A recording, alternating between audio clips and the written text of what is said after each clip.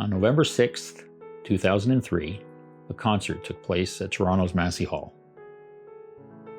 The concert featured three virtuoso guitarists, Joe Satriani, Steve Vai, and Yngwie Malmsteen. It was an incredible performance by all three guitarists that evening.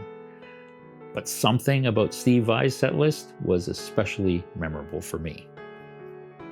It was a newer song that I hadn't heard before. It was called Whispering a Prayer. For many of us that night, it was the first time we heard Steve play this song live. Now, I don't know about you, but most music fans usually get excited about songs that they're familiar with, their favorite songs, the ones that they've been listening to for years. In this case, nobody had heard it before, but somehow this song still managed to leave its mark, especially that night. The song started softly, slowly, beautifully, then built up to this incredible chaotic climax. I had seen Steve perform many times before, but on this particular night, you could tell Steve was in that zone that musicians talk about.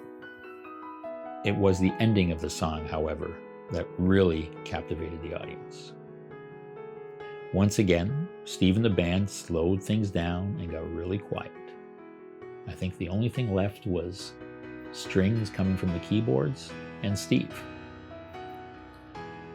He played the main melody of the song with the softest, most gentlest notes under his fingertips, and he used the whammy bar in the most subtle, quiet ways I had ever heard.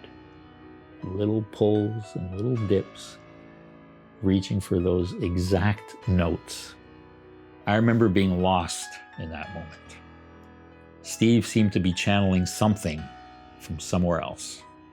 It was as if you could not only hear the notes, you could actually feel the notes vibrating, like we were connected by a really long guitar cord. Naturally, I got choked up. And oddly enough, when I looked around, it was clear that I was not the only one. There was glossy eyes everywhere, with tears streaming down cheeks from an audience that was 90% men, like grown men, like rock and roll guys, crying because of a song?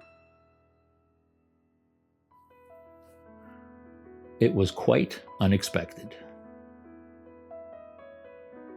And it remains to be one of the most beautiful experiences of my life. Thank you, Steve.